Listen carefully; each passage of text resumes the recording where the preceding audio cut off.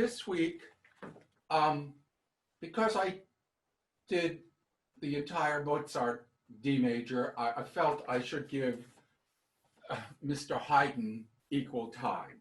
And I have done all of these movements separately, but I'm going to do them all together today, which is the Haydn Sonata No. 49 in C major.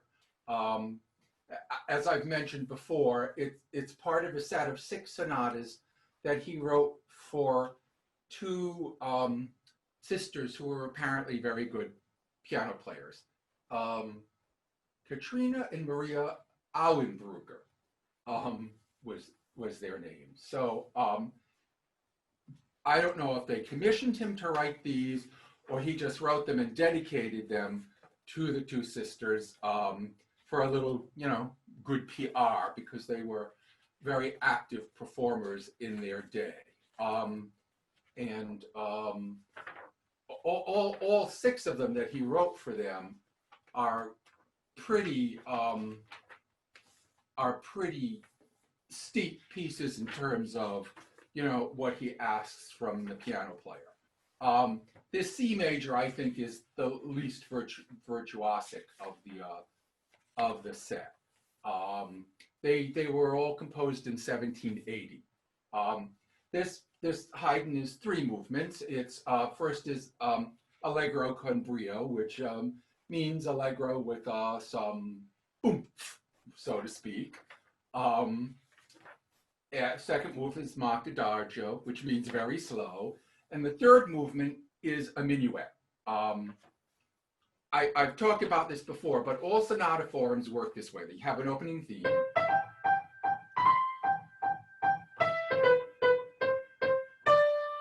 Then this piece starts in C, and it modulates to the relative major, which is G, and you have a contrasting theme in the dominant key.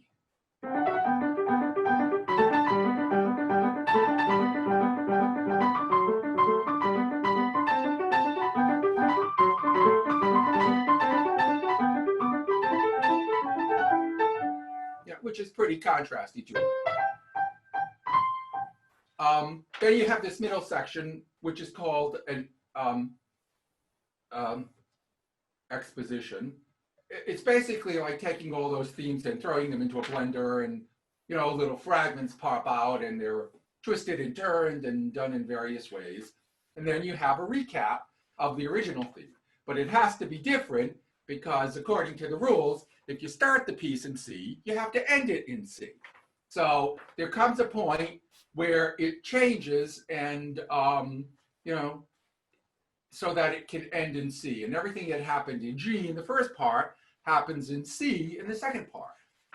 Second part's a typical slow movement. And as I said, the third movement is a Menuet.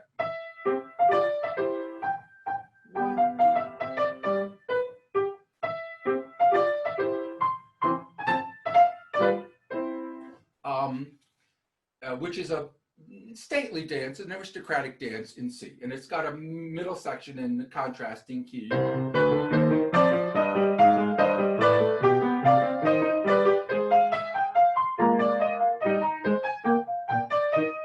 then it returns to the theme. So, Haydn Sonata No. 49 in C major.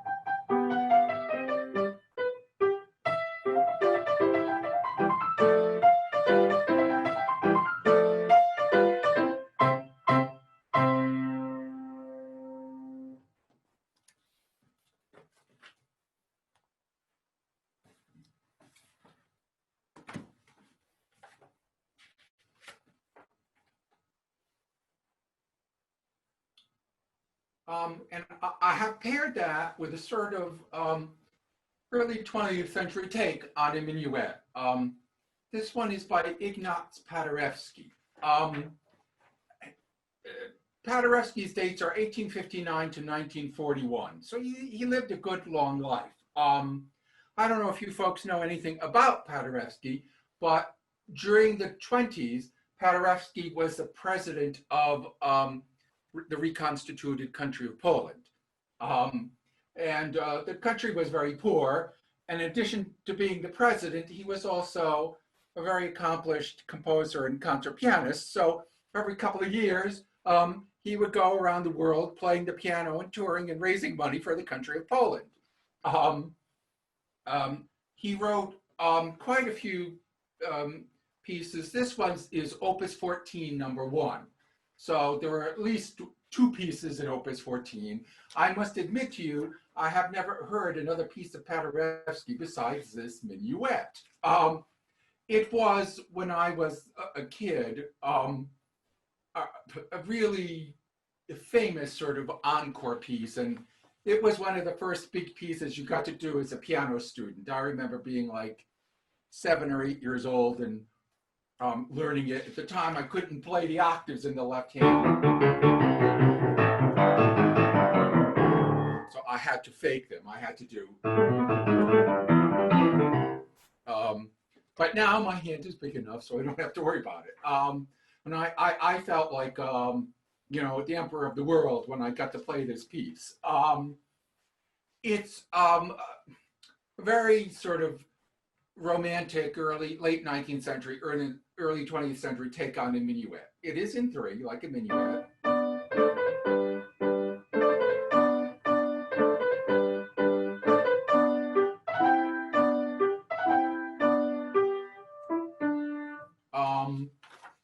But it doesn't stay very 18th century sounding for very long. You know, he gets into this almost waltz-like thing.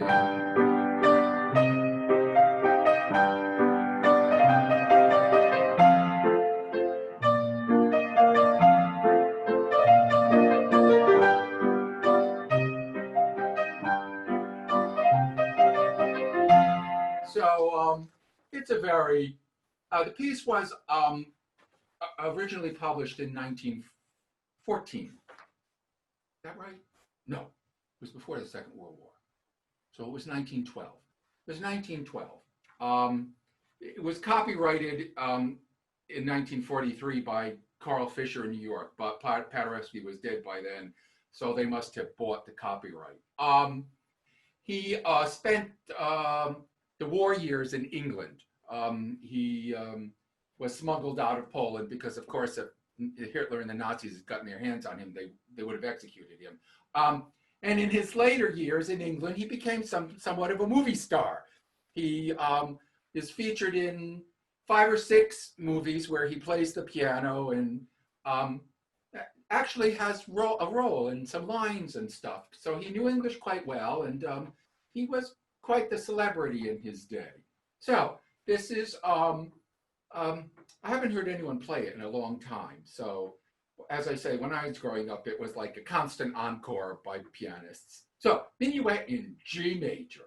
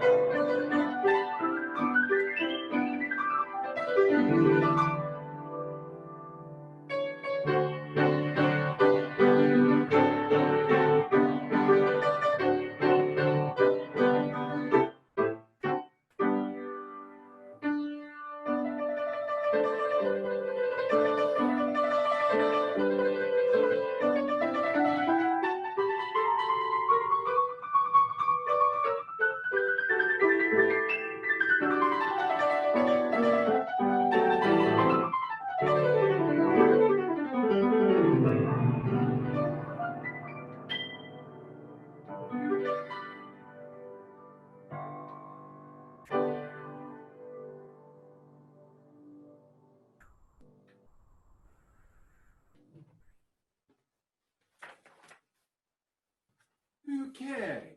And as I said, 2 pieces of Joplin, which are my prelude and postlude for Sunday, because it's the 4th of July. Well, actually, Sunday's the 5th, but nonetheless, still, I thought we should do something American. This piece is called Solace, or it has a Spanish title, Consuelo, which is a Spanish word for solace. Speculation is that Joplin, at the time he wrote this, which was 1908, I believe, that he was involved with a Mexican woman named Consuelo.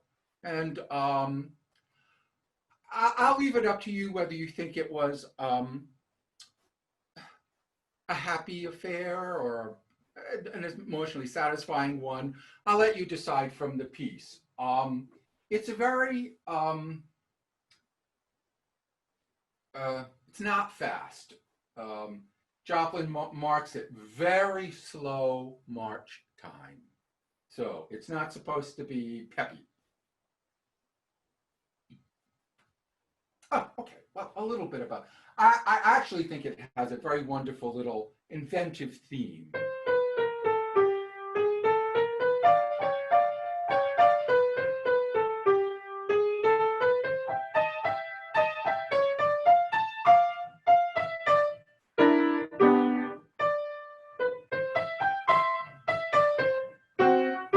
Yeah, just all these interesting little chromatics. You know, and this wonderful little accompaniment.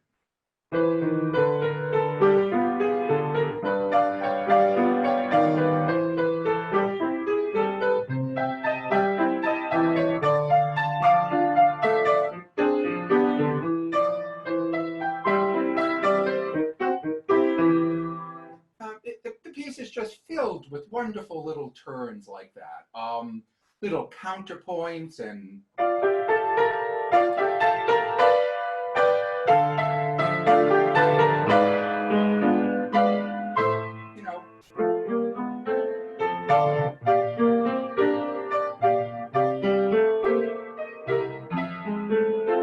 all these wonderful little filler things.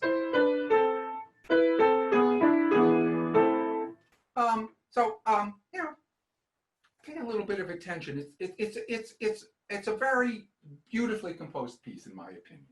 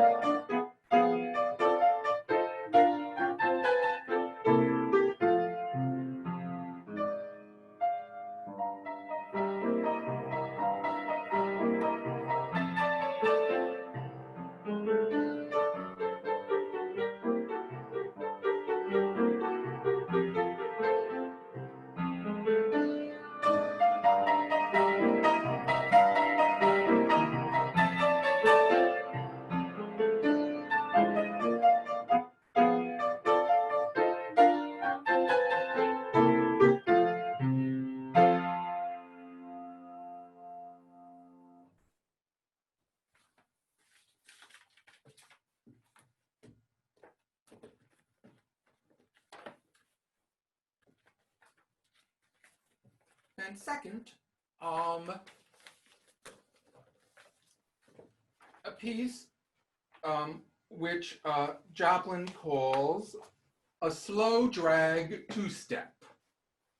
And again, he marks it slow, and I don't know if you folks can see, but in the corner, there's a little note here, and it says NB, which is in Latin for note bene. In other words, pay big attention.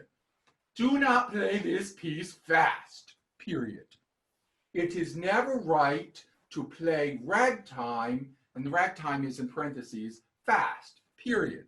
Composer. So, he does not want this fast.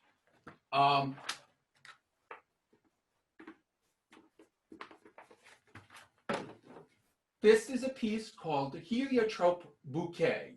Heliotrope is just a schmancy word for sunflower. So this is a bouquet of sunflowers. And Joplin wrote another sunflower piece called Sunflower Slow Drag. So they're both slow drags. And I think they have something in common. There's lots of octaves. This is the other piece, Sunflower Slow Drag.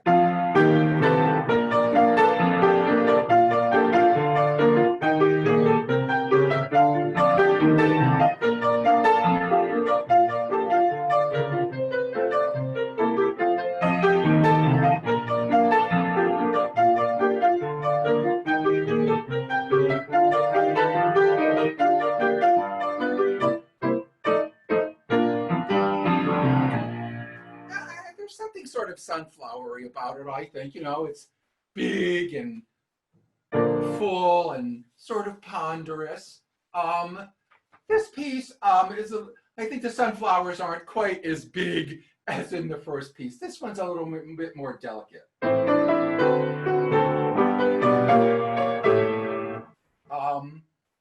But still, you know, again, there's something sort of sunflowery about it.